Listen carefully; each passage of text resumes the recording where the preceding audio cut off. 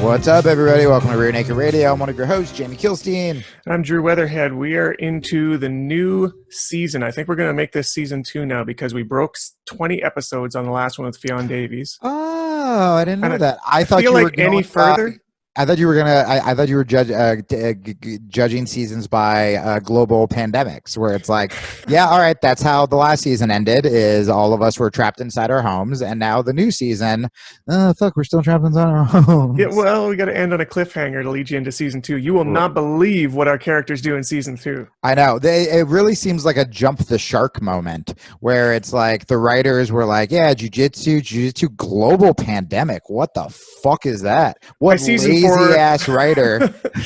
By season 4, you'll be wishing that it was just Corona. You'll be like, man, the zombie asteroid dinosaurs are really out of control right now. I could really use some Corona to settle down. Yeah, but luckily we were saved by, and the zombies are like led by my evil twin. Well, I mean, we'll probably save that for like extra episodes. I look like my evil twin right now because I'm wearing a button-down shirt. Okay, just a question. Would you not always look like your evil twin? Oh yeah, no, but I mean like my evil twin. If we're gonna be like, if it's like the opposite, you know, because I'm a good dude. I'm very curious. What do I look for your evil twin, just for my own sake? Look and listen for someone who talks like a Wall Street banker, which is like I'm wearing a button-down shirt right now, and you can be like, "What the fuck you do with Jamie?" You know what I mean? Okay. This is like a week without weed. I almost said a weed without weed.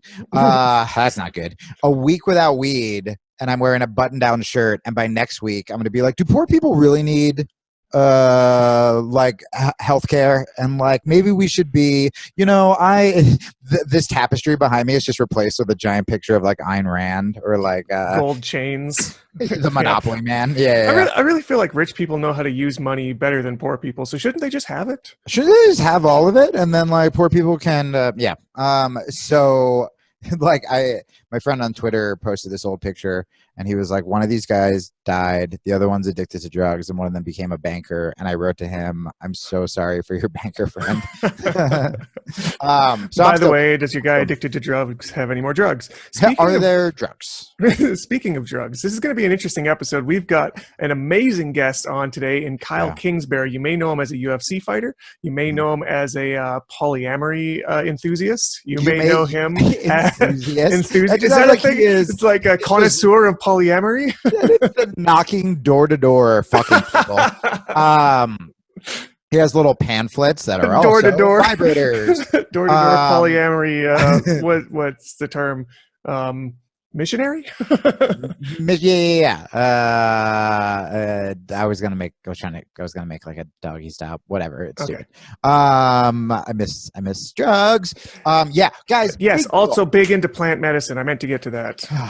You can't say it. Look, Kyle can say it because he's huge and like he's huge. He's huge and tough big. And jacked. He's allowed to say it. If I say plant medicine, I deserve to get beat up. Like, I wanted to say it ironically before it gets used with no irony. That is true. And now I'm going to start laughing. It's going to look like I'm laughing at him. He's one of my good friends. Guys, if you've only heard him and you've never actually seen him, if you're imagining what an ayahuasca trip in human form looks like, which is like you're correct. It's that. I've never not wanted to post a picture of me with a podcast guest more in my life than when I did his podcast. He hosts, it used to be called the On It podcast, but now it's the Kyle Kingsbury podcast. Huge podcast right now. Really big. Does a lot with Aubrey Marcus, obviously, down there. They run these like camps together, and they're doing really good work. And I looked like next to him, and this is when I like thought growing my hair out would be a good idea, and it kind of just looked like bangs. And I was sort of out of shape, but like still wearing this like too small Street Fighter shirt. And you absolutely could not pass for your twin brother. And no, and Kyle is like bigger than I thought. And I look like what I could only describe as a frumpy lesbian in a vintage tee is what I look like. It was abysmal. It was so, but I got less pussy than that lesbian. It was so gross, but I had to post a picture. It was bad. Everybody's gonna look up that picture right now. You get so many likes on that picture.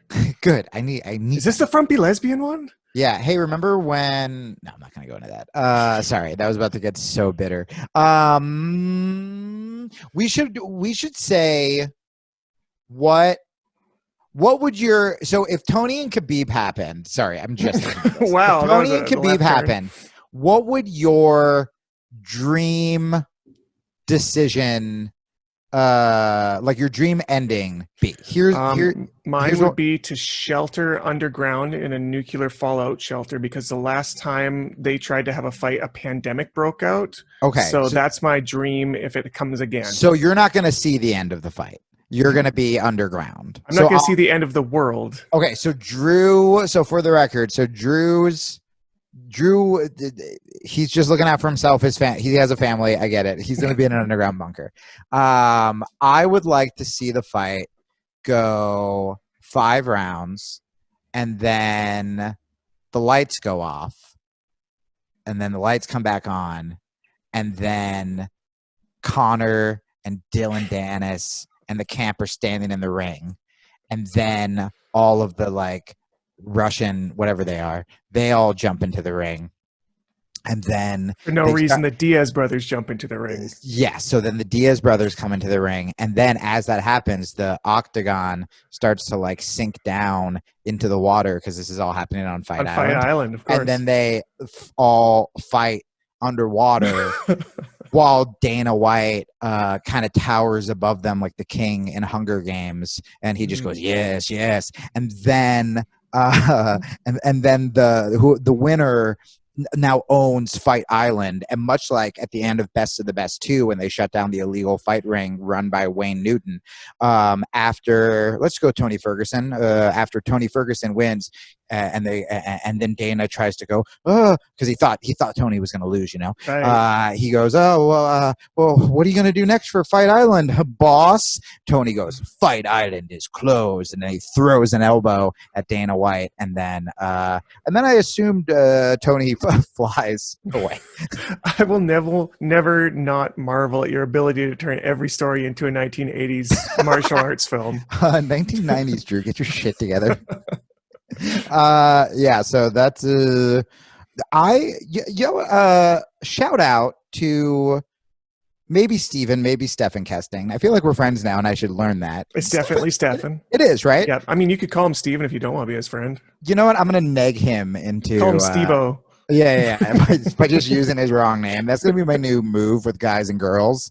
Like they say to do in the game, you're supposed to neg. So if a girl's like, hi, I'm Beth, I'm going to be like, hey, Mandy. She's going to be like, that's not my name. And I'm going to be like, So look out, Stefan. Again, Twin Jamie, piece of shit. Twin Jamie, Wall Street, fucking drunk chicks. So he just emailed me from out of nowhere. I was like, hey, I'm going to send you, I wonder if he doesn't want me saying this. It's fine. He goes, hey, I'm going to send you all of my instructional videos. All of them. I had 35 emails, to the point where I was instantly mad at him for doing a nice thing. But then I was just like, I'll put it in a folder. You realize he has 12,000 instructional videos. But he said this really wonderful thing where he's like, I want you to keep your head in the game. And I was like, oh, wow. Because the farther away I go from jiu-jitsu, I was DMing with one of Marcelo's the first instructor there. He's in Abu Dhabi now, but we were DMing today. I was trying to get fucking contact from Marcelo for this goddamn show. I thought you were trying to get the Sheik on. Yeah. Give us money. We got a new sponsor, guys. We got a new sponsor. Yeah. Also, women. Arab Oil. Arab Oil. Women are not allowed to listen anymore. Please close your phones. Abu Dhabi's a little more. They're not like Saudi Arabia. No, I think they let women drive now. That's a pretty big step forward. You laugh, but I'm pretty sure that's accurate. Oh, I know. It's just when the bar is so fucking low. Oh, they can drive. I don't know what else you want. It's we gave them cars. Not to brag now, guys, but guess who we don't stone to death after they're raped? Women. Come to Saudi Arabia. Pew, pew. Those pistols are real. Okay. Marcelo's guy right. in Saudi Arabia with our oil money. And he was like, where do you live now? He was like, why aren't you a black belt? And then I thought of your fucking goddamn bit last week, which you put on your fucking Instagram. And I was like, after I talked a big game about how the people really close to me are good at handling my depression. And then you posted that. And then Helen posted this, like, it was great. This like survey on the page where she's like, Gee or no Gee? And then she's like, who do you like better, Jamie or Drew? And I was like, oh, I didn't even notice that's on there. That was the last one. Oh, I was no. like, fucking Christ. I was like, delete. I almost deleted Instagram. I was like, that was my fucking nightmare. Everyone, Drew. Beep, boop, boop, boop. Hello, is this Instagram? I have a problem, Instagram. And everyone was so, dude, I got to tell you, I know I'm all over the place right now. MMA podcasts and a jiu-jitsu podcast usually, and there's no nice way to say this, are listened to by trash monsters, by fucking just fucking garbage people.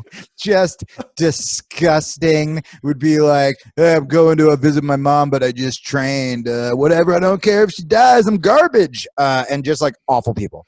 And I mean, this makes sense because they're actually happy and okay to be called pathogens. That's like just right in there. No, but our people. Our people. This is the thing. We're not garbage people. We don't have garbage people. Fucking Eddie Bravo reposted a video I made, and I was like, cool. I'm gonna get like a big like bump in numbers, and it was literally just a bunch of like Rogan fans all making the same joke where they go, "Is that Brian Callen? Is that Brian Callen? Is that yo Brian Callen? Is this you? Is that Brian Callen?"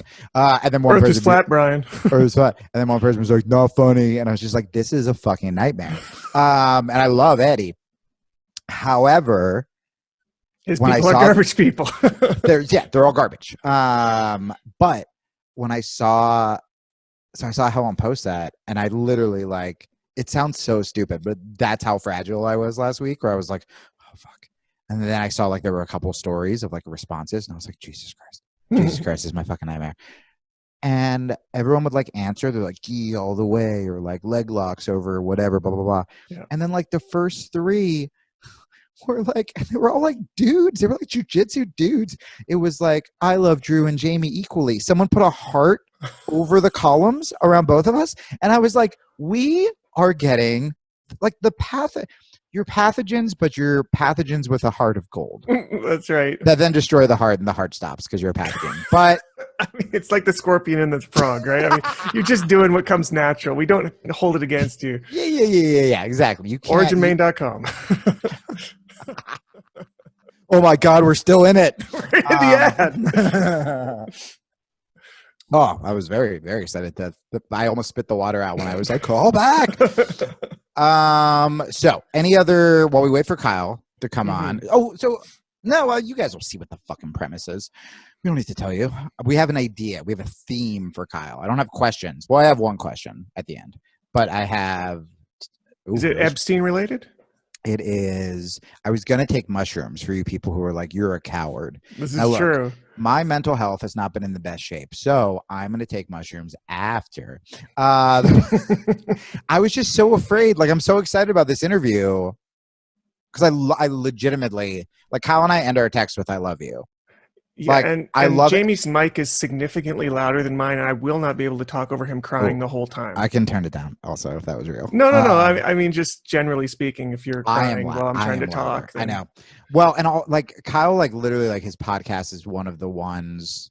Him and Aubrey and this guy Aaron Alexander, who I actually just had on my podcast. They're all like friends. So it's like the crew. The like dude crew, there's a podcast with all of them, and I think they called it like the biggest men in the world. It was literally, that would make sense. It was Aubrey, Kingsbury, Tate, and I think that there's a Aaron. certain size that you become. I wouldn't know because I'm not nearly there yet. But if you get big enough as a man, you actually are allowed to cry. And I don't know at what point that breaks, but after that point, you can cry, and then if anybody says anything about it, just gorilla fuck them to death. That's the thing. You grow into enlightenment. Like once you hit 6'5", it's like bing, and then like, oh fuck you, I guess I'm enlightened. So their shows have really helped me. For the reasons that we're going to talk about, I was so scared because I don't exactly know how much I have. So I could have been like how I was when I did mushrooms on Valentine's Day, which was like blasted into space, which it was great. It was like, it changed my life. But I'm like, oh, I'm not going to know what wire to plug in. Exactly. You definitely didn't do a podcast when you did that. Yeah. So as funny as that would be, I am tempted. I mean, no. This is it. Okay. This is the difference between the Joe Rogan experience and the Church of What's Happening Now. The Joe Rogan experience talks about them after the fact. Lee Syatt gets all the way hyper fucked while he's doing a podcast, and it just is not the same. Which is so funny because it's funny for us. I was literally just watching. No, that's not. I don't want Lee to die. I've met Lee several times. He's been nothing but nice. Watch. I actually get like if you watch like something spinning, you could get dizzy or like feel car sick or whatever. You're getting like a contact high through the screen. Yes. When I see someone like that fucked up, like I can feel it in my bones. It's like super fucked up. Okay. Any jiu-jitsu thing you want to hit before we talk to Kyle? Anything that's been on your... So what was on my mind with the Kesting thing was just like, right, I got to keep my head in the game, because when I was writing the Marcelo guy, he was like, why haven't you gotten your black belt? And I was like, I don't know, maybe I'll just stop. It's been so long, and I'm like, I'm in the middle of fucking Arizona, and then I'm like, man, I don't need to go back to jiu-jitsu. And even though I don't even fucking know if I like Kesting's instructional. I mean, I'm sure I will. He's been around forever. He's great. He's very knowledgeable. But I just someone being like, keep your head in the game. I was like, right, jiu-jitsu. And I started, ever since he sent me that, I started paying attention more on Instagram when people would post like video things. And I'm like, right, that doesn't go away. I'm still like a very high level brown belt. And like, I need to keep that in my life. But it's hard. It really is hard, like with all this shit happening. Do you need me to send you another black belt? Can you? No, I mean, I have one. You just have to like grant me permission officially. You just have to send me a note.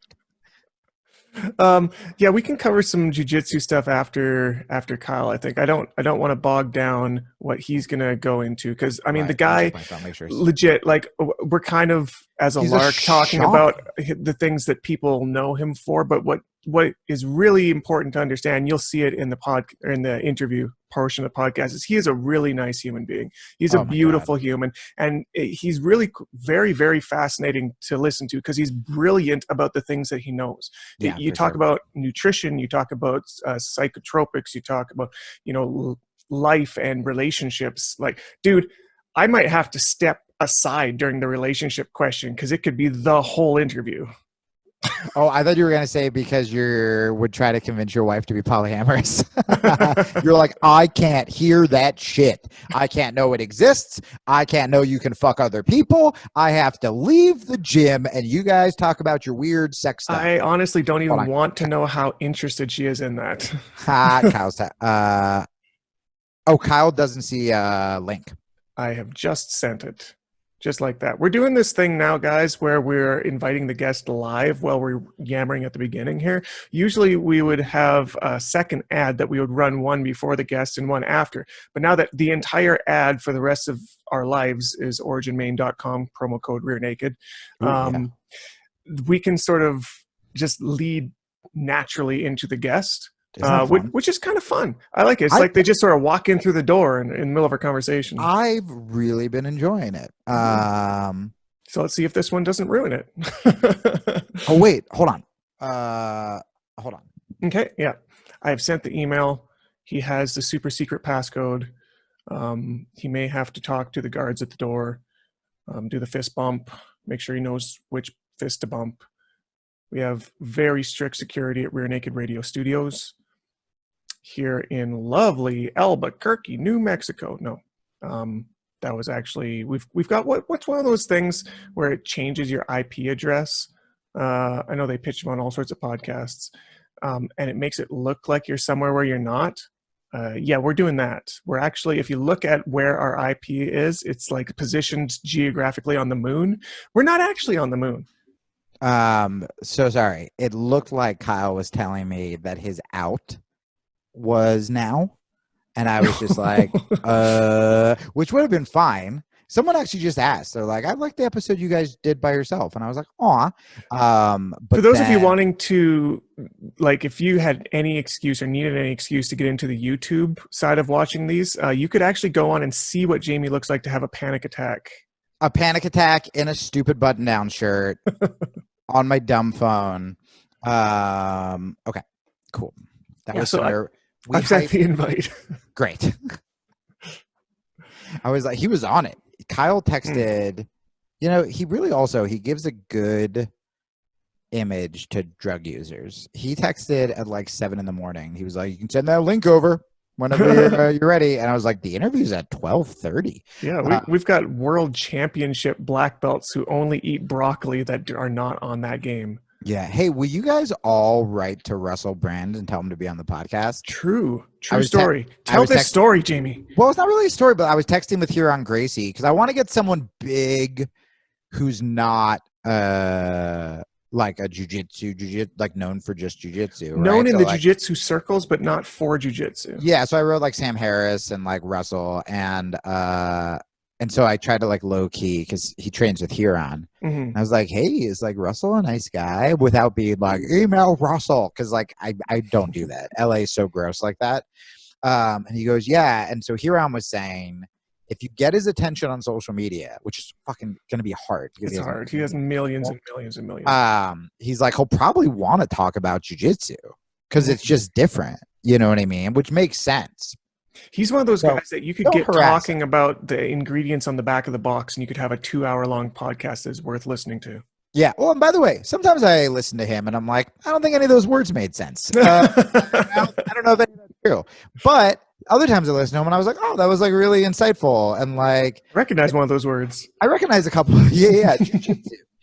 So I would be curious. But he's also like, he was a comic first before he was whatever the fuck he is now. And, Shaman?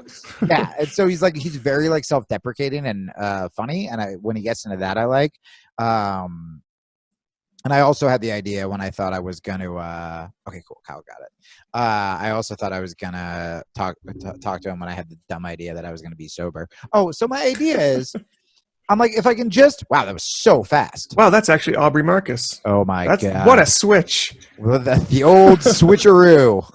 What up? Yay. What's up, pal? Doing great, guys. How you guys doing? Good. Hey, I thought you were going to do the entire interview as a still glamour shot of Aubrey Marcus. And I was wasn't all mad. right, I guess I got to adjust to this. It's his account that I'm permanently logged into here from Fit for Service. So no, it's great. Dude, I got so nervous. So we've been recording. We're recording now.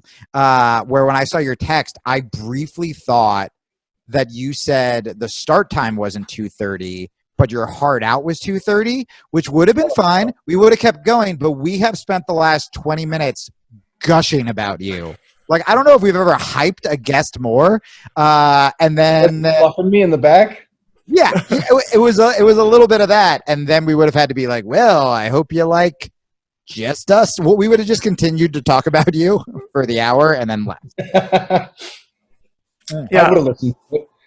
Yeah, my apologies for just having the computer mic and no headphones and all that shit. I thought we had this stuff here at the office, but it's gone. Aubrey's got his place. So, Kyle, I've said this a million times, and I will always say this. It's always the people with the most professional backgrounds who apologize, who are like, hey, sorry, I don't have like more or like a flag. And I'm like, Eddie Bravo literally did the show while driving in circles on his fucking phone.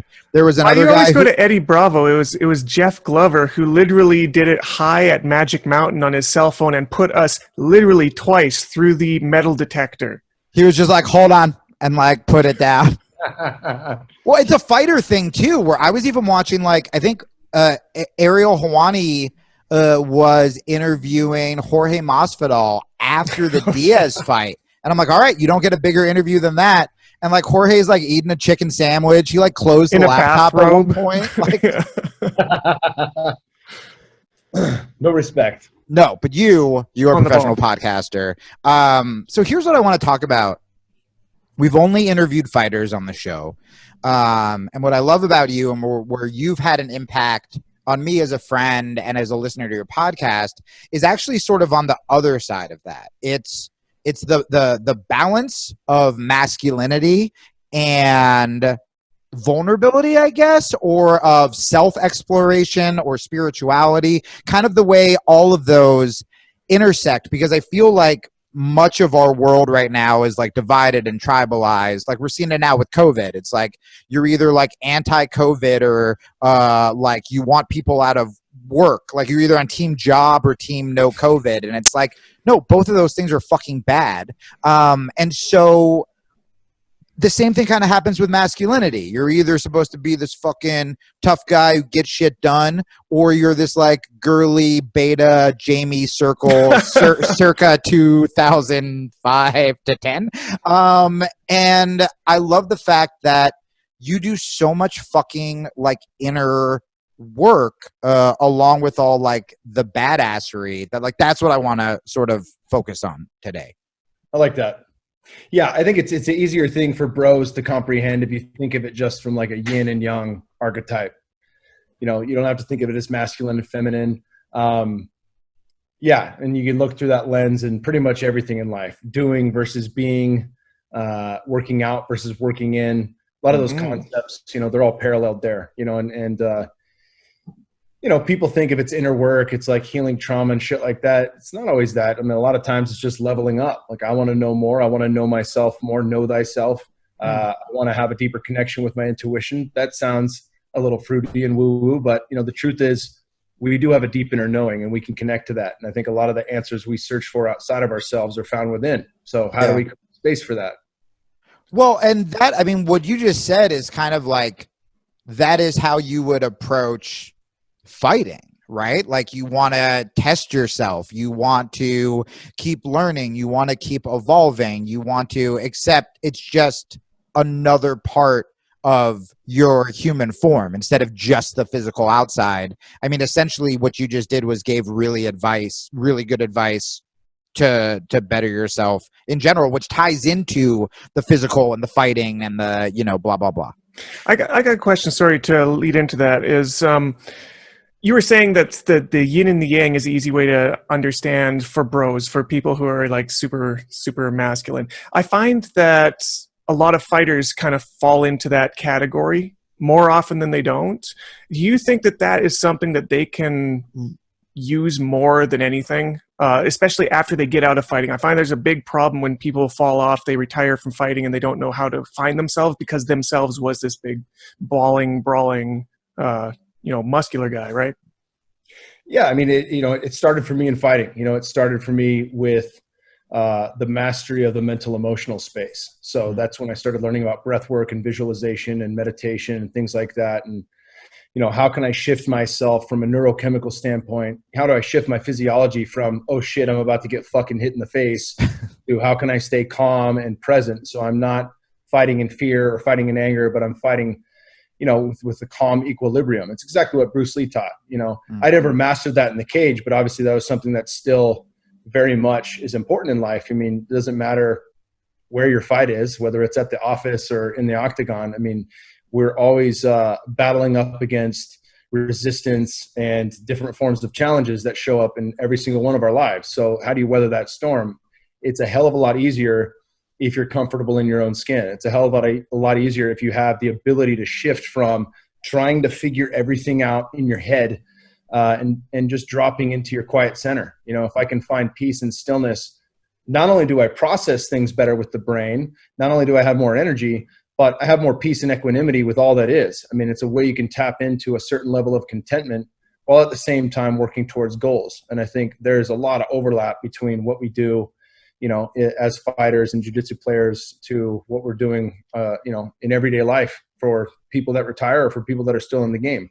Yeah, I want to get into sort of spirituality and how it affects people outside of fighting. But when you brought up visualization, that one's a really interesting one to me because that can get, I think a lot of people, when they hear about manifesting or they hear about something like that, they think of, you know, people who sit on their ass, don't do anything, watch Oprah, order The Secret on Amazon, look in the mirror, and they're like, I'm hot and rich, and then it doesn't happen and whatever. Doggone it, people like me. And but it's also something that's very common in sports psychology outside of the spiritual world. There have been so many studies about how visualization can work and does work.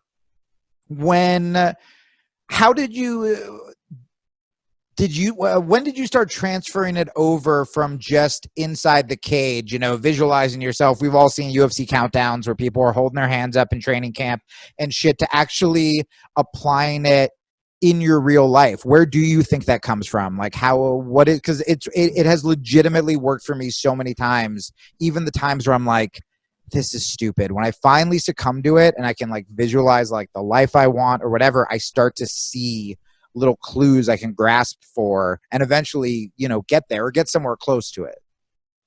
Yeah. I mean, what's tangible, what's happening in visualization is you're just getting the reps in, and you get the reps in perfectly. And they've shown that people have had like broken limbs. If they visualize lifting weights and going through different primal movement patterns, they're actually stronger when they come back. There's some sense of activation from the brain through the nervous system that prevents muscle atrophy. It's not the same as actually doing it, right? But they show there is a positive benefit there. And so if you think about that in life, how can I get the reps leading to the life that I want to live? What is the thing that I'm actually working towards? A lot of people have either clinginess to the thing that brings them happiness, like I'm clinging to the next fun time, I'm clinging to the weekend when I can get drunk with my friends and maybe get a piece of ass, I'm clinging to all these things that bring me joy per se, or I have aversion from the stuff that I don't like. Some past thing that sucked, or you got canned at your last job, you don't want to lose this one, so you're really in a state of fear trying to hold on to that thing. And aversion and clinginess, as the Buddha said, all are the cause of suffering. It's the same line of polarity. So really, I mean, it just comes down to, you can think of it on a simple terms of what is the goal. And if you can focus there on that and work towards it, that's the difference. It's not wishing it to come into existence. It takes work and fucking doing it. And as I'm sure we'll dive into, plant medicines and psychedelics, they don't heal you. They don't fix you. They don't change your fucking life, but they illuminate what's going on inside. And if you do the work and integrate, then you can actually change your life. So right. I think, with all that, what was, that original question, what was the thing that got me from just using it in the cage to, thinking about different ways to tap in the real world or outside of the cage? It really was psychedelics. It really was, going down the rabbit hole there. That opened up what I thought about in terms of spirituality, what I thought in terms of creating stuff, creating the life that I want to live, really. Yeah. Maybe this is a time that I can step in here. So just to give some background, because you don't know me, Kyle. I've listened to you a bunch of times on different stuff. So I feel like I might know you a little bit better than you know me. So just to help level out that playing field. What a haunting introduction to your question. I know. Well, look, I know that Jamie has done mushrooms fairly recently and had a tremendous experience with that. Oh, shout out to Kyle. I told him when we hung out in fucking Phoenix that I was like, I think I'm going to do it. And you either gave me advice or you just gave me a very sage, like, go with God. There was like one of those moments. And then, I did it. Oh, Kyle, so many updates. Literally all we talked about in your podcast where I'm like, I was in a relationship that I shouldn't have been in. I wanted to do mushrooms. I was going to do it with the girl, but I had like a funny feeling that like we shouldn't do it together because I think it was ending. And then for the first time in my life, so the relationship ended really healthy in like the best possible way. And then for the first time in my life, I was single because I've been dealing with codependent stuff. And I did what could have been the dumbest thing in the world, which is on fucking Valentine's Day, alone in my apartment, take mushrooms. And that's when I did it. And I've never had a more life-changing experience like in my life. Like I am a different, better, spiritual for the first time like person, all the cliches you hear about everyone who does it. But yes, thank you. Shout out.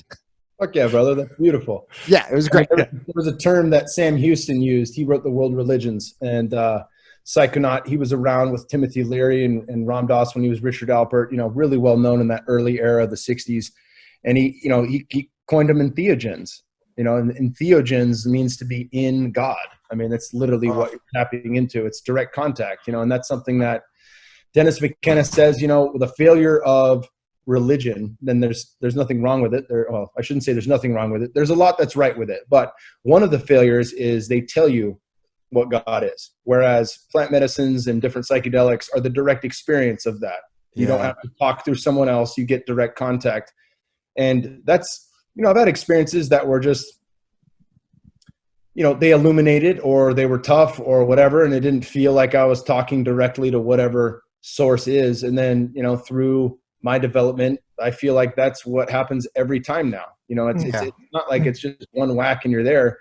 It takes work and experience and situational awareness to be able to get there and actually know what's going on and to interpret. A lot of times the messages and the visions are parable, and you got to decipher a bit. But, a lot of these practices, from yoga to meditation and stillness and being, allow us to tap in and process these things better. Well, Drew has a really dope thing, but just real quick follow-up on that. What was so wild for me with spirituality is that wasn't one of my intentions. My intention was figure out how to be alone, and what I wanted to do as an artist and be more loving towards myself, blah, blah, blah. And it was spiritual. There was no hidden message, where literally I snapped out of some trance and realized I was at the fucking window on my knees with my arms open towards the mountains saying, I am open, I am open, I am open. And then I was like, well, I fucking guess we're talking to God then. And then that's how the whole spiritual side took over. So sorry, Drew, hit it. Because I don't think you've ever... This is a good one. He told me about this before. Yeah, well, I want to get your take, because I consider you very well versed, knowledgeable, understanding in the ways of psychedelics, how to use them, what they mean, all that. I've never done them. Okay, so this is kind of I'm kind of the base level, I guess, to this experiment. And you're sober too, right? Yes, I haven't done any substances. Okay, 37 years old. It's not that I haven't had a chance, but that being said, I have hallucinated before without them. I used to get what are they called? Sleep paralysis, consistently, chronically, for a long time, actually. And for those that don't know, that is a form of hallucination. It's a waking hallucination. In the middle of the night, your body is paralyzed as it's supposed to be while you're sleeping, so you don't act out your dreams and hurt yourself. But your mind awakes while your body is sleeping and start to hallucinate horrible, terrible, monstrous things in your room that want to eat and destroy you, which is lots of fun in itself. But having had to deal with that for a while, I got really frustrated with the not having any control of the situation, right? I did a lot of research scientifically about what's going on in the brain while this is going on, what they think is happening. And that really helped me sort of understand the base level of what was going on. But then I kind of delved into a different branch on the internet where it was the spiritual side of this, or I guess just a transcendent mental side of it, where they told different ways that you can actually harness a sleep paralysis episode and turn it into an out-of-body experience. And I actually did it once, and it was fascinating. And that's the most experience I've had with hallucinating and out-of-body experiences. But I do know that it exists, and it fascinates me deeply. And I really want to get your insights on, is that kind of the same thing? Is it different to a certain degree? And your take it away. Yeah, so there's a lot there. First, I would reframe the word hallucination to visionary. And the reason for that is hallucination, by definition, is something that does not exist. But it may not exist on this plane, but as Graham Hancock says, we are energetic antenna, and we're tuned into one frequency right now. So if you think of an old school radio with knobs, we turn into the human dial, and we can only perceive what we can see on the light spectrum. There's lots of different light that we can't see with the naked eye. There's sound that we can't hear with the human ear. All of this exists all around us at all times. And all of this energy is information. Energy is information. So when we get into that space where we crack through something, and this can be any form of altered state, there's many. And I encourage people, if you're averse to psychedelics or plant medicines or things like that, there's ways you can hack that through breath work. Holotropic breathing was invented by Stanislav Grof, or I think coined by Stanislav Grof, but has been around for many thousands of years through different shamanic practitioners. That will push you into that space. Sleep paralysis, they talk about in the book, the DMT Dialogues. It parallels a lot with with alien encounters. Now, Sure. I have no Yeah. to this, but it does parallel a lot with alien encounters. The thing is, oftentimes, whether we're in any form of altered state, whether we're in, whether I took 30 grams of penis envy mushrooms, or I use breath work, or it's sleep paralysis, we have more control in that situation than we give ourselves credit for. And if we shift from the lens of, holy shit, what the fuck is this thing that's happening right now, to, okay, what is this here to teach me? Then it starts to develop. And in the opening chapters of the DMT Dialogues, they talk a bit about that. When you come across the darkness, you always say yes. And the initial reaction is, fuck no, this is scary. I don't want to deal with this. But if you can take it from the lens of, I'm here to learn, what can you show me?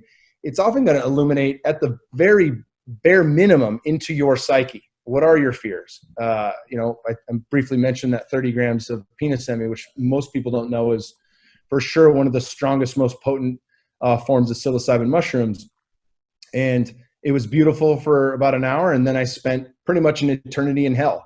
And what I realized in that was hell was very personal, but all of these aspects that I went through of hell were very much my fears, consciously and unconsciously. It was completely personal. And so I think when you're in a situation like that, that's scary, if you can surrender to it, which is a huge lesson that most plant medicines give you, if there's a degree of surrender that you can have with it, then you can come to a place of peace, and then you can start to process what exactly is going on here and what is it teaching me.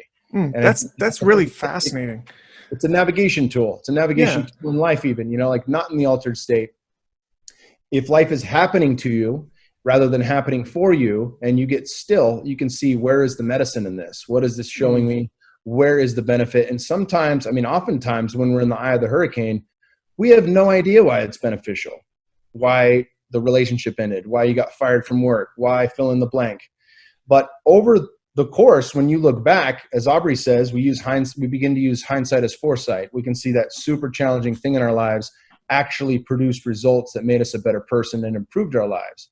So if we can remember that when we're in the thick of the shit, then we can surrender to the process and let go of needing to figure it out. We get so wrapped up in our heads around fucking knowing all possibilities. Look no further than quarantine right now. Yeah. There's, fucking David Icke on London Real, New World Order, 5G, blah, blah, blah. And then there's the opposite of that. Like, I know people that have died from it. Like, it's not fake, but maybe it's a little conflated. Maybe we overreacted. Who fucking knows? Why try to figure it out? I'm not saying be an ostrich and stick your head in the ground, but at the same time, let go of the need to know everything. It's fucking impossible. And the ability to tap into that switch where I can flip from trying to figure it all out to letting it go and surrendering to it, that creates peace rather, and creates space within the brain so I can process and feel a little bit more content with everything that's happening in life. Yes, and we become addicted to knowing, or to having the newest article or conspiracy or whatever. And I just want to jump in, because there was part of me that when I started kind of checking out of the news, especially for someone who used to be so obsessed with it, I was like, am I being apathetic? And the answer is no, because, and I'm sure this is what you were describing as well, by, again, not putting your head in the sand, but by kind of removing yourself from the noise and focusing on what you can do within yourself to be the most present, the most helpful to others, the most safe, have the most growth while quarantine. I have actually been infinitely more there for my family than I ever have during shit like this, because I'm not just forwarding them terrifying fucking articles.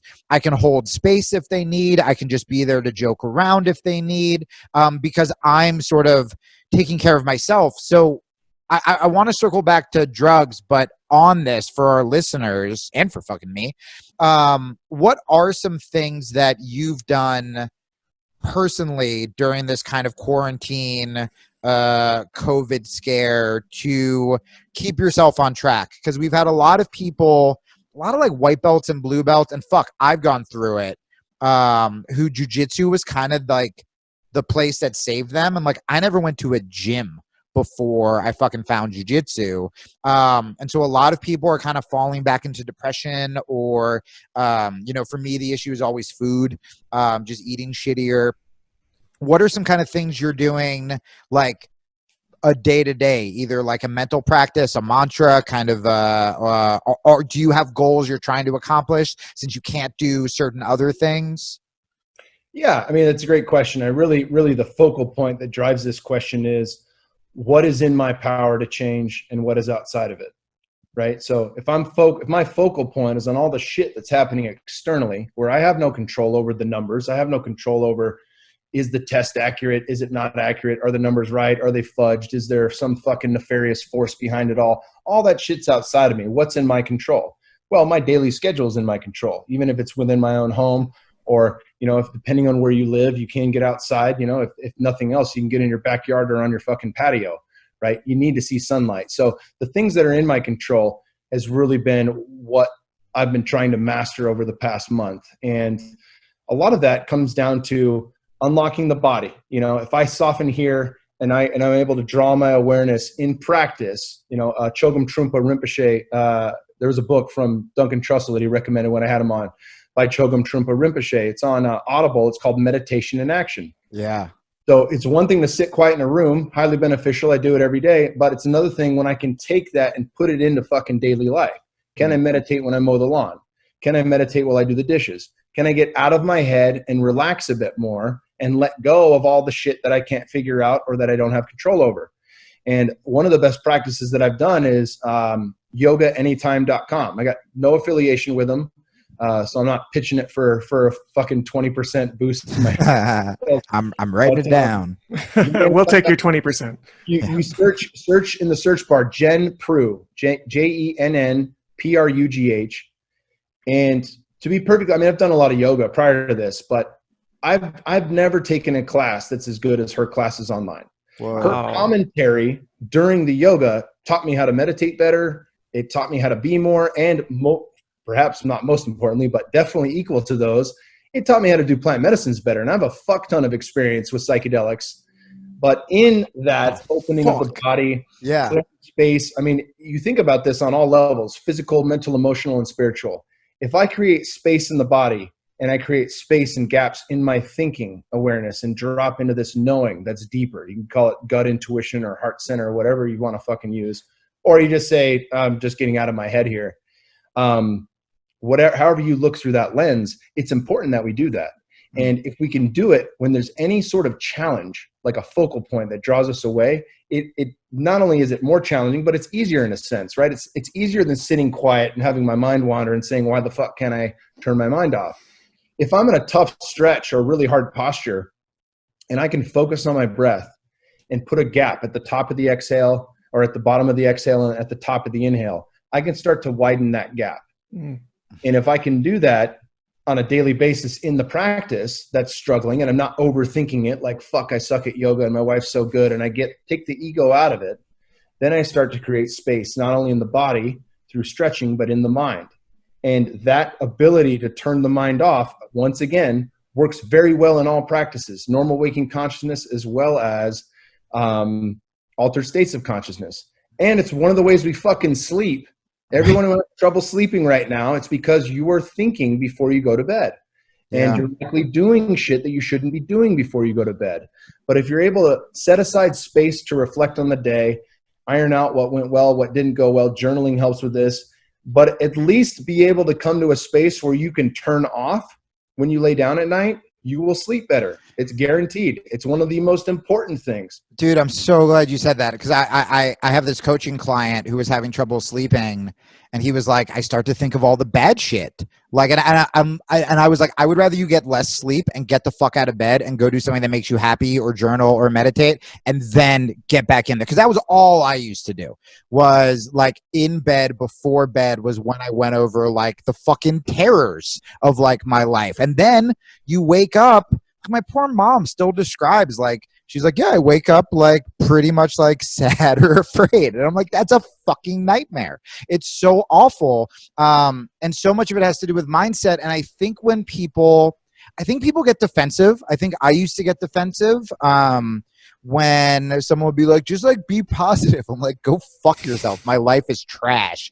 But it ties back all this, what you were talking about just now, ties back to the visualization, where visualization, manifesting, whatever, it's not just sitting down for a practice thinking, I want this, I want this. It's your day-to-day, which means if your day-to-day, you're taking in all of those fucking be afraid articles, or you're constantly thinking, oh, fuck, I'm going to lose my job. I'm going to lose my job. I'm going to lose my job. Not like, hey, I should plan, or like, what would I do that's like dope if I lost my job or whatever. You start to get like drawn towards all of that toxicity, as opposed to if, like you were saying, you have space and you're relaxed and you can like assess things from a clearer head. That's one of the ways you can start implementing like positive manifesting or visualization or whatever. Yeah, I mean, we're covering a couple of topics that have overlay here. I think, it's not enough just to be fucking optimistic and think positive, because then you're avoiding, right? Yes. Again, that's clinging to the good and avoiding what actually is. And what actually is might be a challenge. Not good or bad, it just might be a challenge. So we need to look into that shit, but you don't want to look into it right before you go to sleep. This is, there's a concept, Amit Goswami, he's a PhD, he talks about it in this book, Quantum Spirituality. Yeah. Constantly in the West, we're in do. And he says, sing a little song, do, be, do. So the more often we can trickle in the state of being, the state of stillness in between our doing, the better our processing power is. Not just for our mind, but how we can actually get to the root of shit. So when I try to sit still, if I feel like I can't take a deep breath, or I feel any sense of anxiety, I can look into that. And if I'm not looking away from it, odds are I'll be able to find the root of that. Oh shit, I have anxiety because my podcast numbers are down. Let me talk to Tosh about that. Oh, wait a minute. All podcast numbers are down during quarantine because nobody has a fucking drive, right? No, there's no more commute. That's when I listen to podcasts. I'm not listening to any podcasts right now. Okay, now that fucking takes the weight off my chest. By the way, did you see my shoulders went down on that? I was like, all of them are. All of them are right now. It's a known deal. So, but my point is, when I first saw my numbers and I was like, the guests were good, the shows were good, what's happening? And I started to sit with it. And as I sat with it, I was like, oh, this feels like shit. This is my fucking baby. This is something I really enjoy in life. And another thing that I circle back to from a kind of a quantum view is the why behind it. Right? Real quick, just for people who don't know, when you say quantum view, what do you mean by that? Think of that as a large. So I'll give you maybe a little bit more down to earth perspective. There's in all native cultures from North America to South America, they have a giant bird as a symbol, as a spirit animal, and it could be the eagle or the condor or the hawk. But in that, they see from up high, down low, all that is happening. So you broaden your awareness, and you can see behind you and ahead of you through a greater lens. So when we take that perspective, first of all, to have that perspective, you have to be in stillness to get that, right? It's not attained in thinking or doing or working harder. It's attained in quieting your mind. But in that processing, just as I said, if I sit with, fuck, this podcast is tanking right now, and I really say, then I know the source of my anxiety. Okay, how do I let that go? And so again, we circle back to the broader lens of, why did I get into it in the first place? And I drew this card, which is funny to even talk about it, because again, I get the bros are kind of funny about that. But there's cards you can draw, and oftentimes you pull every time in my mind, you pull the exact card that you need at that moment. And I drew from the Sacred Rebels Oracle deck, which is a hell of a title, but it's good medicine. And you draw a card and you flip through it, and it's kind of like, I don't know, maybe it's like going to the psychic reader. I don't fucking know. But bottom line is, I should also say, so you're not self-conscious. Our audience are like the least broy of the jiu-jitsu people. They're like they're the gentle, sweet ones that flock to me and a Canadian. So like, you're good, bud. Okay. So the card that I pulled was Follow the Light. And within that, there's a whole section on business. And it said, think back to the reason you started your vocation, the thing that you're most passionate about in life. It wasn't for money. It was likely for something else. It was likely because you loved it, right? That's heart medicine. That love is a higher vibrational frequency. And finance, not good or bad, it's fucking completely necessary. You look at Maslow's hierarchy and things like that, like, yeah, we all fucking need money to survive. But that's a different frequency. It's not the same frequency as love. And this concept was, if you focus on the why that got you into it, which is the love you have behind it, all the other shit starts to fall in order. Now, did that give me more downloads and more podcast sponsors and all that? No, it didn't. Of course it didn't. But at the same time, I remembered the why. And through that, I remembered I fucking love it and I'd do it for free if I had to, right? So it disarmed the whole fucking drop in downloads. It's like, okay. And then after talking to my wife and talking to other podcasters, like, yeah, everybody's experiencing this. And it was like, okay, my podcast doesn't suck. We're all good here. Right. But to go through that whole fucking loop, right? We play these mental loops over and over again on any aspect of the challenges that face us. And the sooner we can get to our quiet center, the sooner we can sort what's actually going on. Most people that go from one thing to the next, from the fucking TV on to the job, to the food in their face, to chatting with the wife and putting their kids to bed, to having sex and crashing, if you're lucky, having sex and crashing, they haven't given themselves any space to process where they're at in the day. And if the first time you try to think about everything that's going on in your life is right when you lay down for bed, good luck falling asleep. Yeah. Gonna happen, right? So again, that do that Amit talks about in quantum spirituality, it doesn't mean I need to meditate for an hour for every hour of work I do. It just means, can I create a gap in my awareness so I can at least tune in and see what's going on? It's a check-in, right? And it could be a fucking 10-minute walk. Everyone's allowed to walk in Texas. I don't know what it's like in Cali or Arizona, but I can go for a walk any time of the day that I want. Yeah, me too. And if I can get outside in nature and calm my breathing and feel my feet on the ground, I can get pretty clear on what's going on inside. And then when I go to lay down at night, I've already handled a lot of that shit. But by the way, just to add something practical for the people listening, I mean, all of that was practical, but like tangible, I should say, which is if you like, okay, so the card, the coming to terms, did that bring you new listeners or sponsors right away? No. But if that didn't happen, you could have gone into the podcast subconsciously or not. You're a pro. I don't think you would have done this, but I've done this back in the day where you're like a little resentful and you're doing the podcast and you're like, fuck, man, people are starting to check out. Like, was I not doing a good job? And then maybe the quality of the podcast drops. And then what happens if the quality of the podcast drops? Well, now maybe listeners leave because they want to fucking leave. And now maybe that. So again, that's sort of like anti-manifestation, where if you just focus on the shit and you don't figure out why and you don't come to terms with it, you'll go in the opposite direction, and the product or whatever you're working on like will suffer, as opposed to, I think that like me, you, Drew, Aubrey, the people who are doing this for the love of it, we're going to come out of this fucking stronger, because during all of this, we realize, oh, like I've had conversations with Drew where I go, because we lost a big sponsor, and I was like, dude, I just realized I just love doing this fucking show with you. And so now you almost feel fucking invincible, which makes the show better, which means when this bullshit's done, all of us are going to be stronger than ever just because we're following our heart.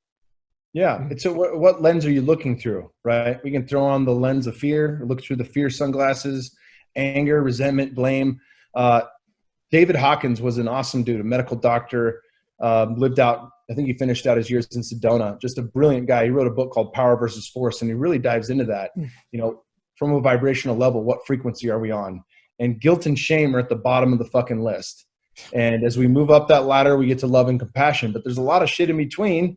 And they're very easy just to kind of sort, you know, am I feeling anger? I mean, that's definitely better than blame and resentment. It's definitely better. A lot of those go hand in hand at times though. But point is, if I can check in and see what's steering the ship right now, you know, am I moving through this in fear? Am I moving through this with bitterness? Or am I moving through this starting to get, you know, a little bit, I think Eckhart Tolle talks about this in A New Earth. He says, on the path of resistance and acceptance, you have resistance to the challenge. The first level up is acceptance. It's like, all right, I got to change my tire and it's pouring rain. That's the example he uses. Then he gets to enjoyment, right? I'm in joy. And then he gets to enthusiasm. Enthusiasm also means to be in God, right? To do something enthusiastically. Anybody who's ever been fucking enthusiastic about something is like, yeah, you're that's your shit. You're fucking down, right? So we really want to see where we're operating on that scale, from resistance to acceptance and beyond. And the quicker we can make that shift through our own awareness, again, all of these practices broaden the awareness, whether it's yoga, meditation, breath work, any form of stillness. Plant medicines can really broaden the awareness as long as you practice whatever the teachings are. But case B, we all have a blind spot behind us. Most of us don't even fucking know it exists. And we don't know how big it is, right? It narrows our view. And there's shit that we can't see because it's not in our purview. So what are the practices we can do to broaden that awareness And again, start to look at things from the eagle medicine or the condor medicine.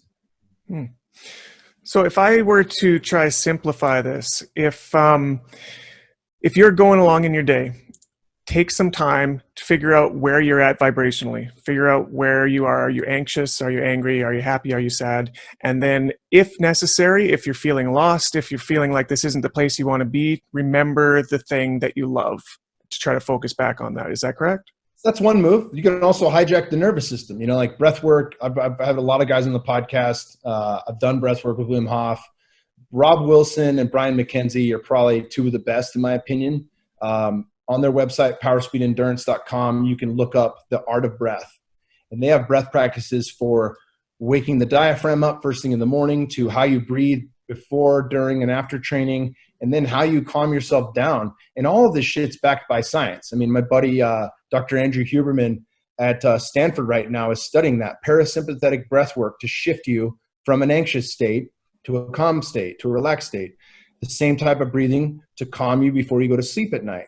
And again, like this is something that's one of the first methodologies in meditation is to have a focal point. So they would either meditate upon something visually, like a burning candle, or the breath. And you're not counting your breath. You're not feeling into it. You can literally focus on the feeling of the cool air coming in your nostrils and the hot air leaving it. Or you can focus on, the belly expanding first, then the chest second, and then the deflation. And if you take your focal point to something tangible like that, it's very easy to stop thinking because you're focused on something else. Right. That's that mindfulness that Sam Harris always talks about, right? Bingo. So for people, myself included, who are alone during this, Jerk off. Okay, great. Been there, done that. Now what? All these boxes, Kyle. I'm good. Yeah. When I'm physically unable to have an erection again because I've jerked off so much, and I've been finished banned. Pornhub. I've been banned from porn. Yeah, I finished Pornhub like one would finish a Game of Thrones series. It's done. I was very disappointed at the last season of Pornhub. That's when it got all stepsistery. Everything before that was cool. She had to die. She had to die. I'm just saying it was a little fucking dark for free content on Pornhub. I wasn't expecting that. Do you, because I've even noticed like one of this probably plays into the codependency, but a lot of times like when I was with my crazy / so hot girlfriend in LA, best shape of my life I've ever been in. Because I'm like, I don't want her to leave. And now that I'm alone, especially a lot of people have described parts of quarantine feel like a vacation, right? Like people are drinking more, people are eating shittier, blah, blah, blah. When it's just fucking you and you have to dive into this, do I love myself? But again, some things feel like a treat. You don't think about like eating pizza by yourself as like, oh, I don't love myself. You're like, it's fucking quarantine. We're doing this. Everyone on Twitter is talking about like, drinking and watching The Bachelor or whatever the fuck people do. What's your advice to people who are by themselves, who really have to kind of do almost like extra work? Like there's no one to remind them to take care of themselves. And it's really easy to kind of jump off a cliff and start to derail with food or exercise or whatever and just be like, it's quarantine, baby, fucking whatever. Yeah. Well, ask yourself like one question. What feels better? Does it, it always feels good eating the fucking deep dish or whatever your favorite pizza is. Always feels better getting hammered in the moment. Yeah. But, my rule of thumb on drugs is, because I've done many, and the good and the bad is, do I feel better the next day? Does this leave me more whole than when I started?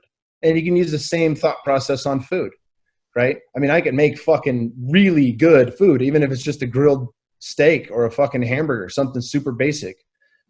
My diet has actually tightened way down. It's funny because like I use quarantine as like, cool, man, I'm going to get fucking lean. I'm going to drop my inflammation.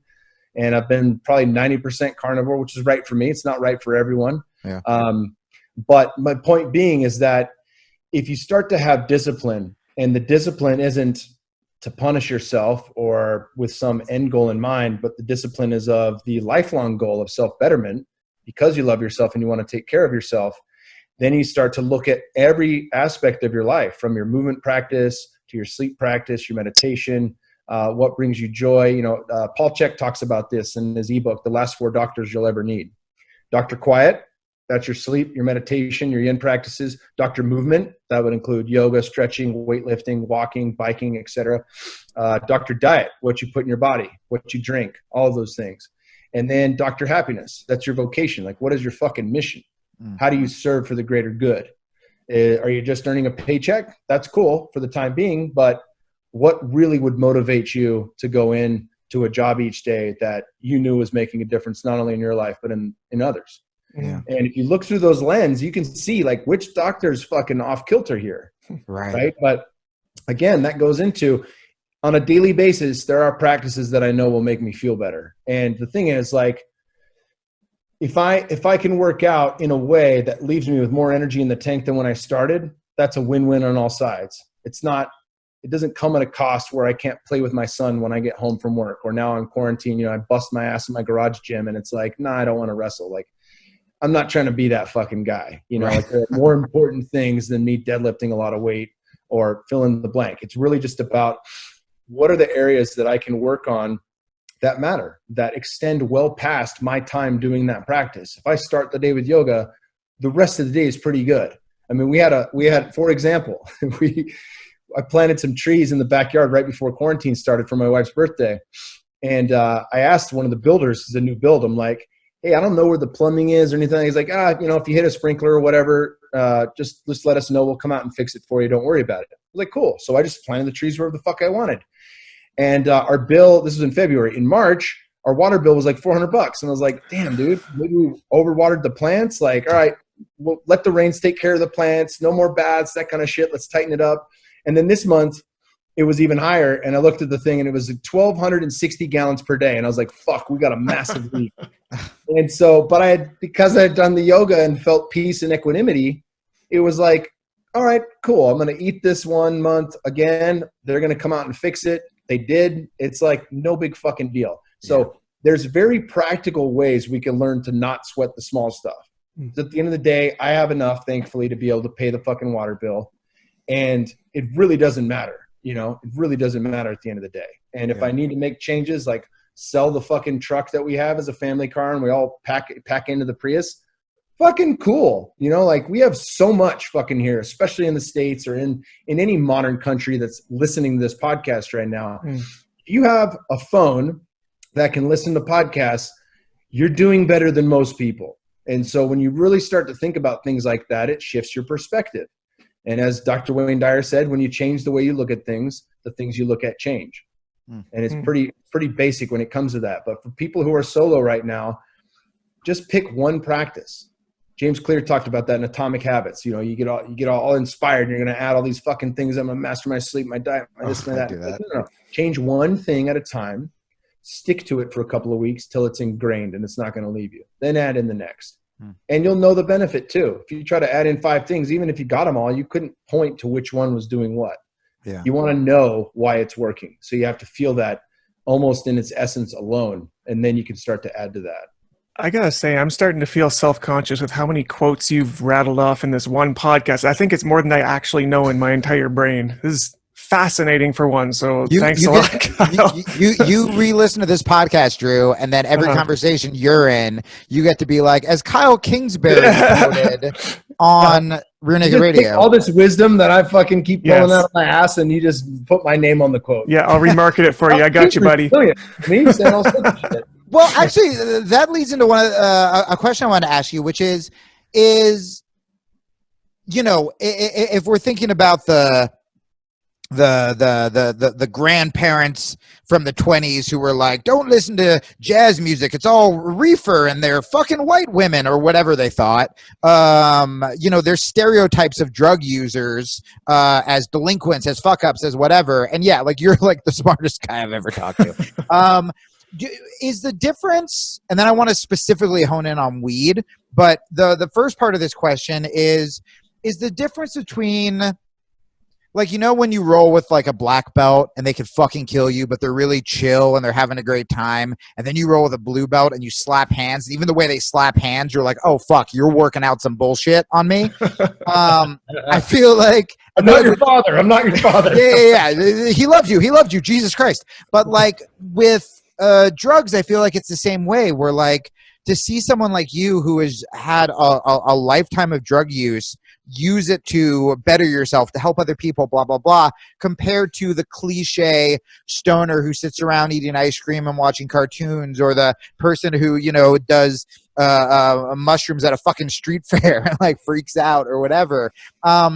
Is it just all about kind of intention and purpose going into the drug experience, you know? Yeah, no doubt. I mean, look, intention drives the whole thing, right? And past that, what Chet calls the structure stages of consciousness. Like if you're a diehard atheist and that's all you've ever known, you smoke 5-MeO DMT, you might just see a kaleidoscope of sacred geometry and say, oh, wow, my brain processed this pharmaceutical drug and this is what my experience was, and you leave it at that. Others, if there's any shred of possibility of what lies beyond, if that's doorway is a little bit cracked, then you might get cracked wide open and be like, holy shit, fucking I did it. I went all the way there, right? So intention does drive it. And intention drives it for all medicines. You know, cannabis is for sure a fucking medicine. And that was one that I used as a crutch, as many people do, through, you know, my late teens rather, like 17, 18, 19, probably until I was 22. Yeah, me too. And I mean, I had a 4-foot bong. I'd wake my roommate up because my arms weren't long enough to light it. And I'd roll him out. I'd wake him up at noon. He'd light the bong for me. I'd take a couple pulls and he'd go back to bed until 2:30 in the afternoon. And I'd play Madden all day long. That was like him punching in for work, was just holding the bong for you and then going back to sleep like, all right, check it out. Another 2 hours. It didn't even wake him up. Fucking middle of the day. And so that's great. That was a daily experience for a long time. You know? Yeah, me too. About that. But Russell Brand, he had an excellent podcast with Jordan Peterson on his show. And he talked about how drugs, in a way, save people's lives when they don't have the tools to figure out how to get out of their hole.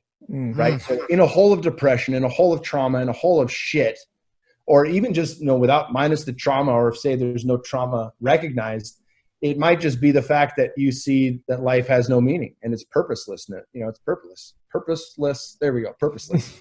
So if that's the case, that's a pretty grim existence, you know, and you might just want to check out, and that checkout may last years. And so what Russell was saying is like, he has gratitude for that because those drugs didn't kill him. They kept him alive. They didn't make him healthy and they hurt him in many ways, but that allowed him to get to a place where he finally was able to process and come out of that a better person. Right. So I don't look down on anybody at every level of consciousness that they're at, because we don't all flower at the same time. You know, that's a huge download that I've gotten in a lot of recent journeys, is that the flowering of consciousness happens exactly when it's supposed to. Yeah. And you think of that, you know, as Ram Dass says, Ram Dass is phenomenal. I highly recommend this book. I know I've mentioned a ton of books, but on Audible, Becoming Nobody. It's only 5 hours long.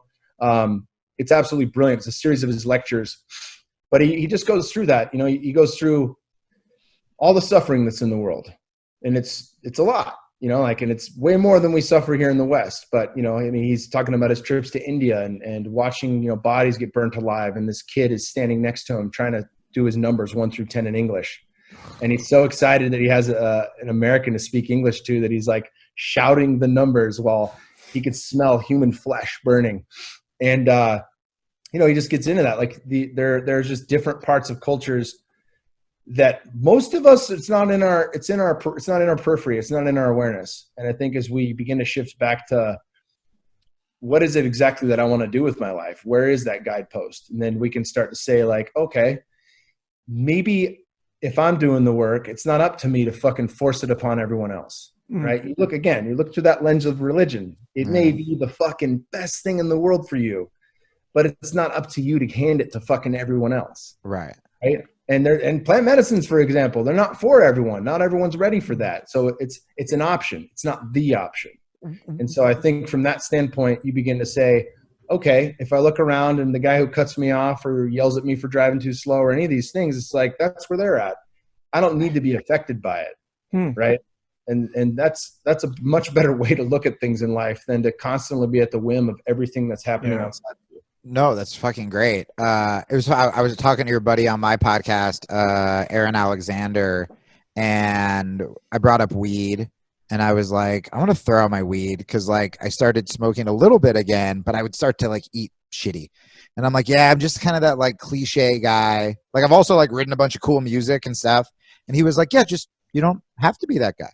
That's the story you have for yourself now. And I was like, oh, so my question for you, did you get back to a place from like college stoner, wake up bong guy to like, to being able to see pot more as medicine, or is that still something you'll like occasionally like whatever? Like when did that transfer happen?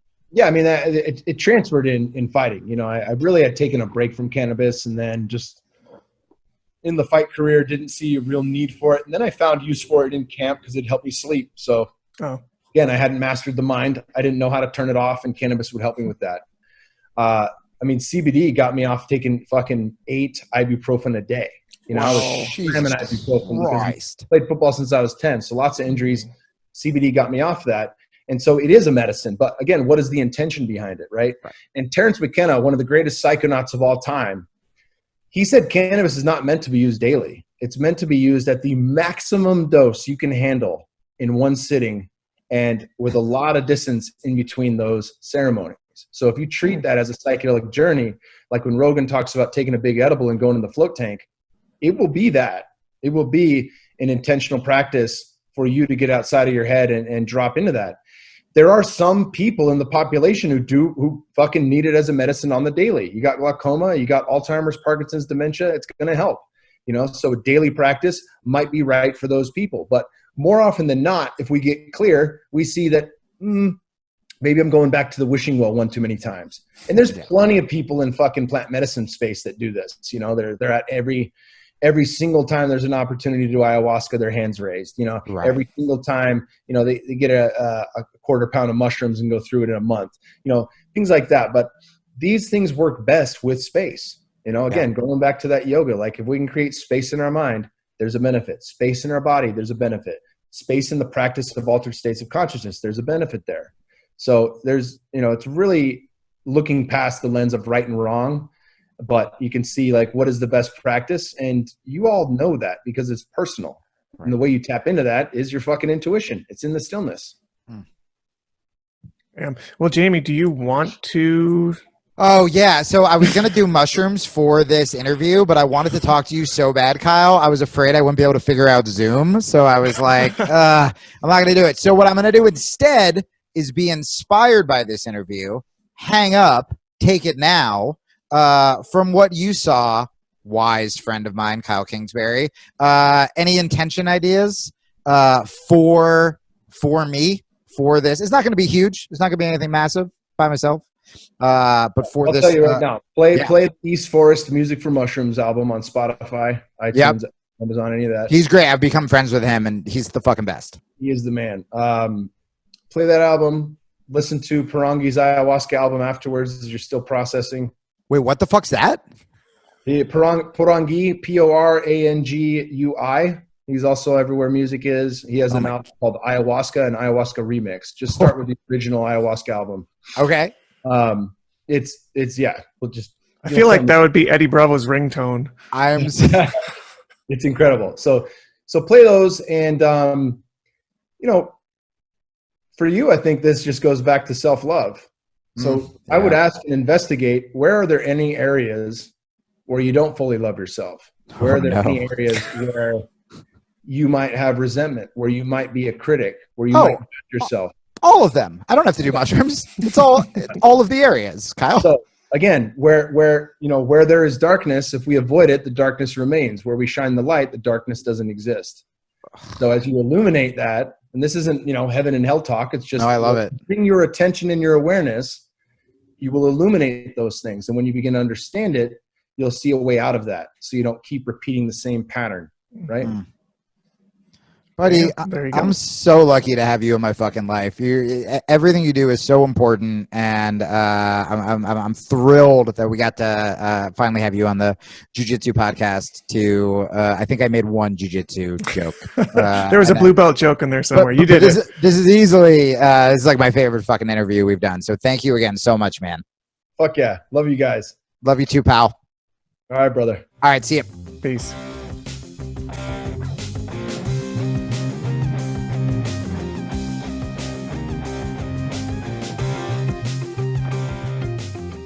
Kyle Kingsbury, everybody. If you're watching this on video, you may have noticed that evil Jamie is gone. I'm no longer wearing a button-down shirt. I am in sweats, a white t-shirt, and have taken mushrooms. This is peak Jamie form. You finally reached your final form. I'm back, baby. That was, we pressed pause. I had to like Joe Rogan episode pee. I had to run to that whole time.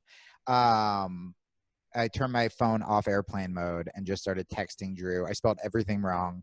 I just all caps. That's also peak Jamie, by the way. I remember once I told my family, I go, guys, I think I'm dyslexic. And they were like, oh, yeah, we've known that for decades. Wait, we thought we told you. Like every email we get is like borderline. It's undecipherable. You have to put it through a cipher. Yeah. Yeah. And so I want to be inspired by Kyle. To quote Jean-Claude Van Damme, movie Kickboxer 2. But anyway, so I just wrote Drew in all caps. I go, my favorite interview. I'm going to re-listen to that. I'm going to air it on my podcast in like a month. I asked you already. Yeah, definitely do. I'm going to re-listen to it. It was like I've heard him say those things before, but I think what's cool about our podcast, Drew, is a lot of times he's talking to these fucking like doctors or really smart people.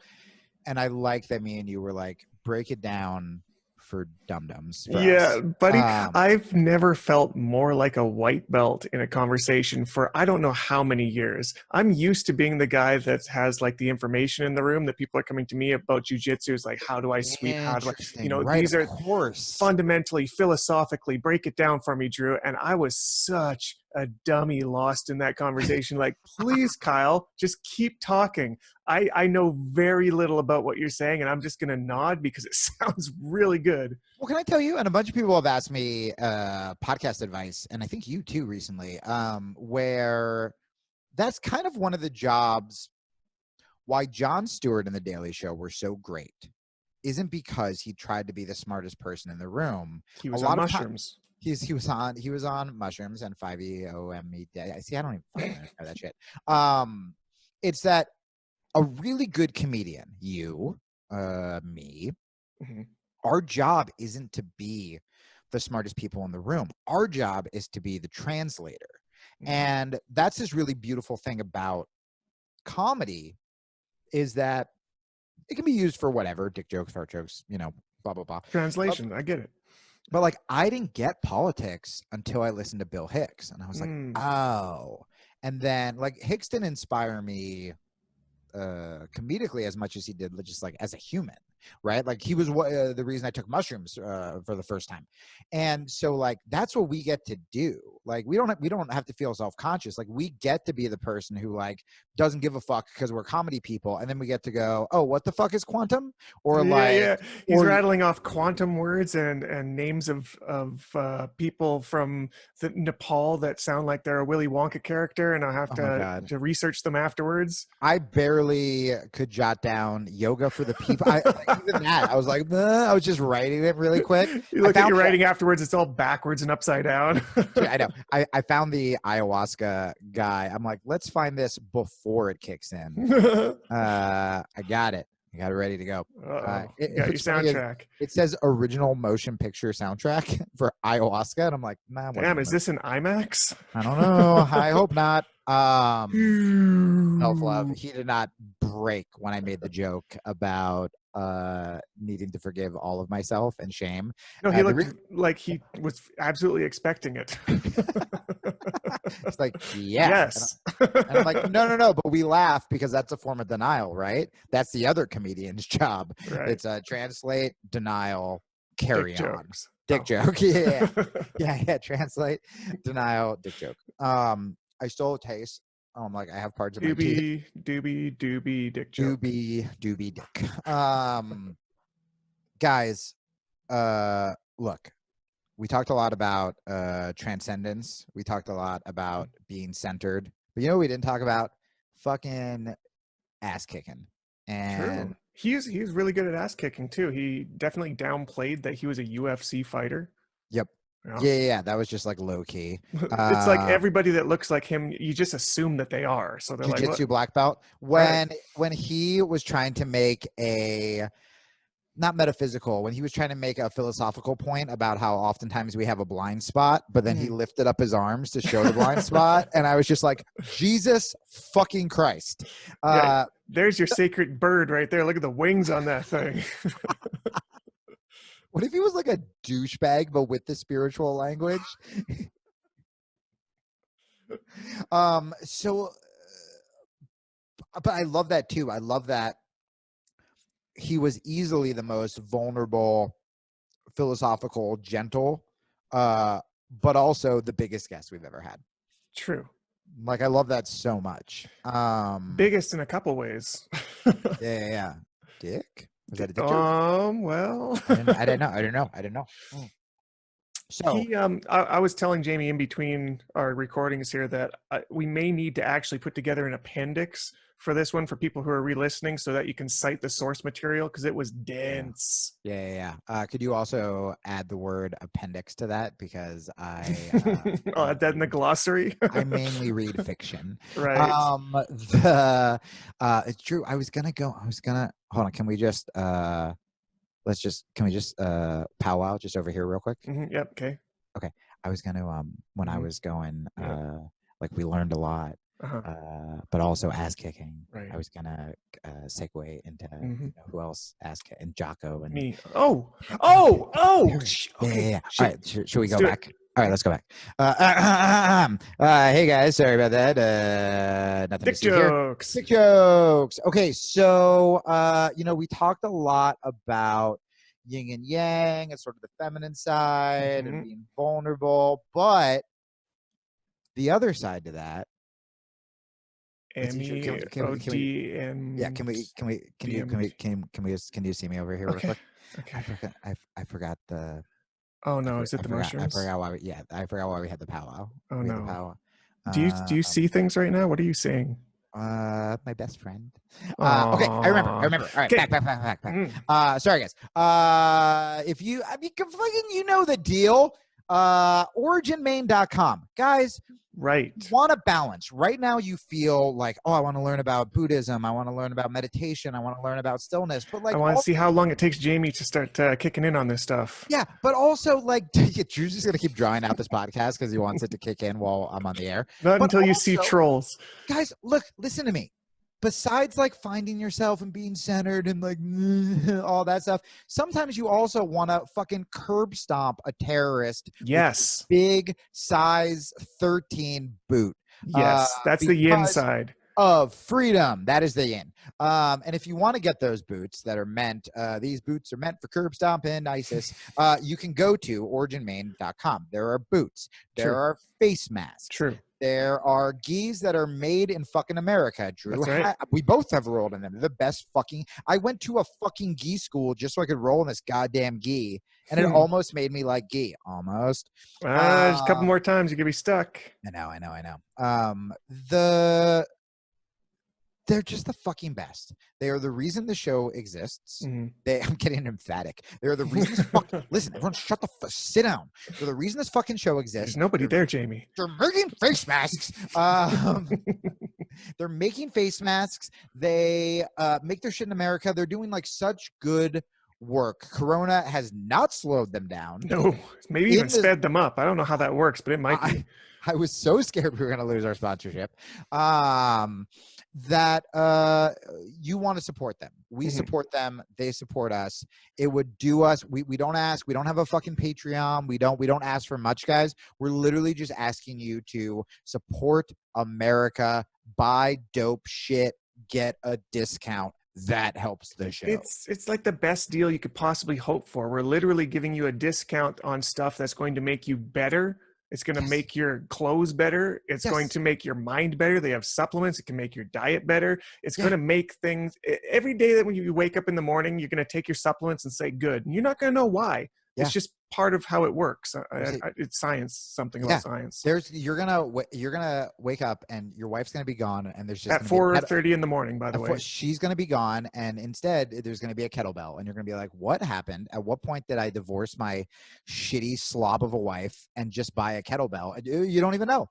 Maybe that's not the best way. And that's when I'm gonna have to phone Jamie up and be like, "Jamie, you don't have a wife. You're still on mushrooms, Jamie. You don't have a wife or a kettlebell." That's not a kettlebell. Put the cat down. And I'll be like, "I have nothing. I don't have a cat. That's not your cat. He died too. I have nothing." Drew, that video that I was so excited about this morning only made people more concerned about me. I was like, guys, I'm using comedy for the sadness, you fucking idiots. I felt like I was maybe the only one in on the joke, and it was amazing. Thank you so much. Kevin, who is a listener to this podcast, shout out, Broken Blue Belt Kevin, and my podcast, his bio, he would always write into the show, and now he's one of the coaching people, but we kind of became buddies. We met at my DC show. His bio, his best bio ever. It's like blue belt in jiu-jitsu, black belt at getting hurt in jiu-jitsu. And I was like, oh, we get to level up from like listener to friend. He wrote, he was like, well, this is my life to a T, and this video speaks to me. I was like, you get it. You're allowed to be sad and get the joke. Right. By the way, guys, we've got our first gym podcast that's going to be coming up right away. Like we're recording this next one tomorrow. It may even come out. I'm not sure when we're going to drop it. Probably after the Kyle one, right? Yeah. What do you think? No, let's do it before. Okay, we might drop it over the weekend. Let's do it. Yeah, let's drop it over the weekend. We're gonna interview real quick. Who the fuck are we interviewing? Well, if we dropped it over the weekend, people have already heard it. This is in the future now. Yeah, we're dropping this one Monday. Yeah, and you get to go back and listen to it. Go back if you've missed it, guys. First of all, you're not a very good listener. You could be a better pathogen. Get on it. Secondly, it's going to be with a black belt that's actually local to me. His name is Mike Yakulik. He was the guy who put on the first tournament I ever competed at when I was just starting out. Oh yeah. So what we're doing is during COVID, we're trying to support gyms. If students want to sponsor their gym, we're going to do a little mini episode dedicated to their gym. It'll be a way to bring you guys together, a way to show love for the gym that's done so much for you. And to put some spotlight on them during this time. So hopefully, I mean, everything comes down to marketing if you're a gym owner, and having your name out there is a big deal. Yeah, I'm very glad I didn't take mushrooms for the comment. Tell me what you feel right now, Jamie. How are your intentions? It's just the very the walls, the floor. No? You would be the worst person to trip with. Jesus. No. It's like the kind of like the giggly excitement, like tingly. Okay. Yeah, we're good. So we're gonna do that. I want to do that because I'm hoping that new people from that gym listen, and I want them to hear Kyle first. Oh, okay. What a fucking that would be. Like, I want to listen to a jiu-jitsu podcast, learn about arm bars or my mind and everything I'm doing to hold myself back. Why I can't love myself. Shout out to Kyle. Like we ask our guests, we need like 30, 45 minutes of your time. It's not going to be a big drain on your day. You know, you get to go on. It'll be easy for everybody. Kyle, he gave us a solid hour without being asked, and he could have kept going. That guy is so into this, you know. He was in a time crunch. He was like, really? I'm so sorry. I'm in a time crunch. I got like 90 minutes. And I was like, that's why I read the text wrong. I thought he was saying I have to go. He's like, maybe we can do it next week. And I was like, fuck. Did I miss? Like, did I fuck up the time? And then I was like, no. He's just like, well, I'll tell you off the air. Oftentimes it is the people who have the most to give who are also just, I don't know, man. Like, there are certain people that are really like special like that, where it's like, yeah, he didn't need to guard his time. He could have. He has every right to, because he's so good and so busy and so and sought after too. Yeah, but oftentimes the best among us are also the most generous, like I've said this before, but like the comedians who helped me the most were the most famous, and the ones who kind of like shit on me the most were mediocre. I bet those like two coordinate too, right? There's a reason why those famous ones got successful. Probably not by being shitty.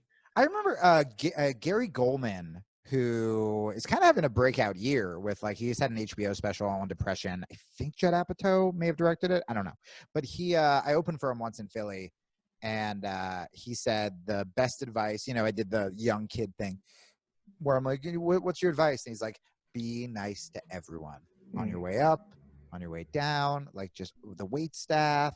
The comedians, the opener, he's like, just fucking be nice to everybody, and there really is something to that, I mean, selfishly, there's something to that where it's like, hey, you don't want people not to like you. Like I had a phase where I was a dick, and that phase bit me in the ass, and I wasn't purposely like trying to be a dick. I was just really self-conscious and self-hating and blah, blah, blah. And now I just try to be nice to everybody, and my fucking life's better.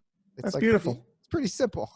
That's beautiful. OriginMain.com. OriginMain.com. Promo code Jesus Rear Christ. Naked. Rear Naked. Oh yeah, Rear Naked. Get 10% off. Cool. You had jujitsu stuff you want to talk about, or are we like in like an epic 3-hour show? Yeah, you know what? I'm gonna save some of this jujitsu stuff for our extra episode because it's gonna be all jujitsu stuff. So this one was great. Like, guys, thank you for listening. We love you guys. Make sure that you subscribe to the YouTube for Rear Naked Radio. Make sure you subscribe to the new IG. The Instagram page is blowing up right now. We blew past 1,000 in the first week. And Drew and I are we're doing videos that are not on our page. We're trying to do like more like different stuff over there, so you guys aren't getting hammered. So go follow that. I don't know how we got to 1,000 on Instagram and we didn't get to 1,000 on YouTube, you pieces of shit. Oh, it's tisk. It's because you get to talk to us on Instagram and shit. So you want to be like, meh. Whereas YouTube, it's just you being a fucking charitable to do it. You get nothing but the knowing that you are a decent human being. I think that that's not enough for you. I think that Instagram got it right when their way of like being part of the community is follow. There's no commitment to follow. Right. It's kind of like a creeper, right? You're not even really there. You're just kind of peering around the corner. Whereas on YouTube, it's like subscribe. Yeah. That feels much harder to do. Like, I don't have money to subscribe, man. I just wanted to see your videos. I'm sorry. I'll see you on Instagram. Yeah. It's the difference between being a stalker or someone who commits to attacking. Correct. So you don't have to attack us to go to the YouTube. No, just like you can still unsubscribe, but like you're not gonna want it.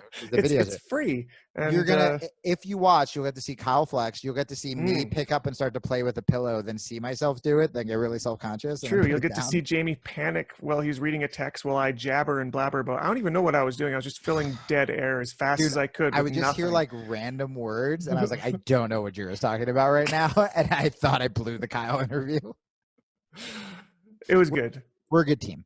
Pathogens. Have a great fucking week. Reach out to both of us. If you're hurting, if you got questions, send it. Let us know who you want as guests too. We're taking suggestions. There's a lot of people. Dude, I think again, since we're being spiritual in this episode, the fact that from out of fucking nowhere he brought up Russell Brand of all people, that I was like, there it is. It's all about putting it out in the fucking universe and then just like seeing the little like affirmations like, yep, you're going in the right direction. So when he said that, I was like, I guess we're getting fucking Russell Brand. So look out on Drew's Instagram because he's going to do like, it's guys, it's going to, here, everybody huddle over, come over into the corner with me and Drew. Quick. It's going to be like, it's going to look like it's just like a random, like almost like meme, like, hey, you guys want John Jones or Izzy? They're talking on Twitter, or like Russell Brand or Sam Harris. But what it is if you guys comment on it and look for it and tag Russell and stuff without being a fucking annoying, it is a low key, it's a ploy. We talked about it already, and now we're talking about it with you guys to get them to be like, oh, that's cool. Like their fans seem dope, but like I want to go on that show. I have to go. Okay, well, tell you what. Make your intentions about meeting Russell Brand. You might meet him in the universe somewhere. He generally flies around it. I think now I'm just picturing like he's just like almost like a traffic coordinator, just like floating through everybody's like Oi, Jamie. journey. Welcome, mate. And I'm just like, good day, Russell. And then he just like floats off to the next person and like fucking. Intentions. Like, are you picturing him in like flowery white robes and like? Oh, Jesus beard down to his navel for sure. 1,000%. What if instead of that though, it was just a stern Jordan Peterson? How disappointing would that be? Oh, he's bad just at, mushrooms. like, he's at like a desk and he has like a ruler. You're like, no, I want the Russell Brand trip. Send him to the lobsters. Oh. All right, guys, it's been a pleasure. We will see you on the next episode. Welcome to season 2, bitches. Yeah, see you, pathogens.